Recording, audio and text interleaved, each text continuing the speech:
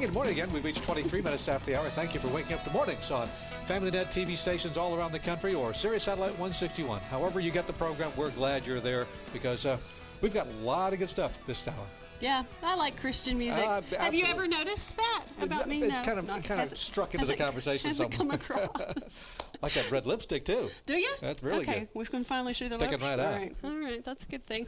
Well, I am so honored to have Lisa Faulkner here this morning. I'm glad that she's here because I get to work with Lisa every day, and I think the whole world needs to know about the Lisa-ness. And look at that green outfit. Whoa.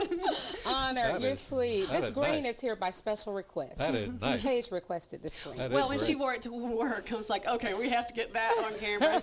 It's absolutely gorgeous, and she always comes and very striking. And she walks into the cafeteria at In Touch, and all heads turn. Like, what is Lisa wearing today?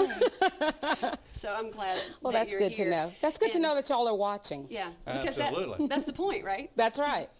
Because you look good. Well, very recently, Lisa was able to speak with CeCe Winans, who was at First Baptist Atlanta, and she, you know what? I'll let you tell the story, but you were able to interview her after she was singing at First Baptist Atlanta for Dr. Stanley, and just tell me your initial impression there. I was able to interview her. My initial impression was just graciousness in a body, I should say.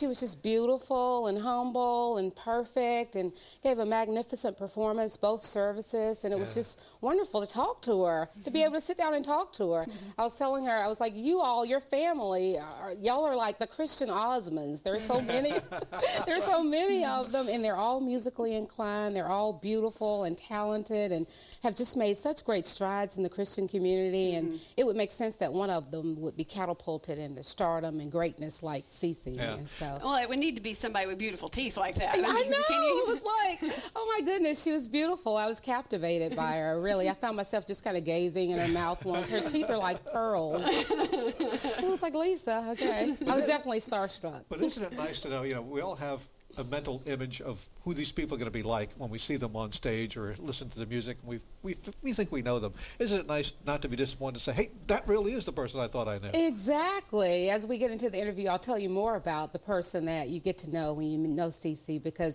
it is really refreshing to meet someone like her, just covered in humility and walking in her gifts and just empowering everybody else through, you know, the music that she sings, and she was really a great interview and a great lady to get to meet. So tell me about your CeCe moment. You told me about this the day after the interview, so tell everybody else. Well, it was just when I walked in, and I just saw her standing there, just so beautiful, and just wearing a designer dress and just standing there waiting to go out. And I walked in and I was introduced to her, and she just met me so nicely, and I said, okay, now can I have my CeCe moment? She was like, if you'd like. And what did you do?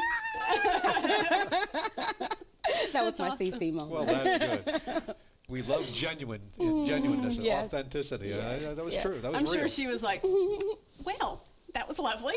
I'm sure she was very gracious about it. When I sat down with her, I was like, I won't even try to get into the accolades, the acknowledgments, the strides you've made. We're just honored to talk to you. But we first got to talk to her. I first talked to her about coming from that musical family.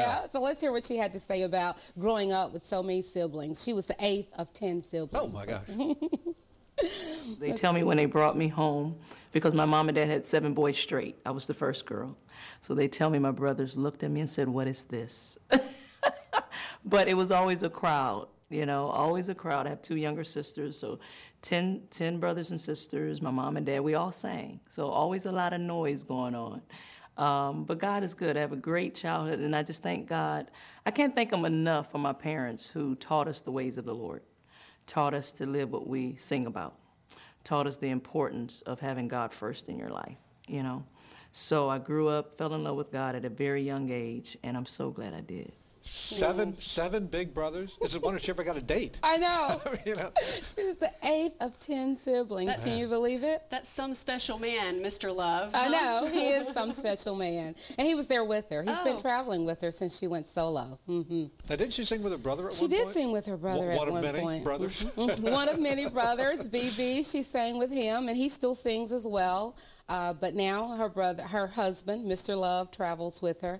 And we talked a little bit about her time singing with her brother and their musical career. There's an interesting twist to their musical career. They've almost from the beginning been able to cross over into mainstream America and yet maintain their Christian status. So it's really been a blessing all around. So let's listen to what she had to say about that as well, because people have had different takes on that from the beginning, I think, about their crossover appeal, if you will.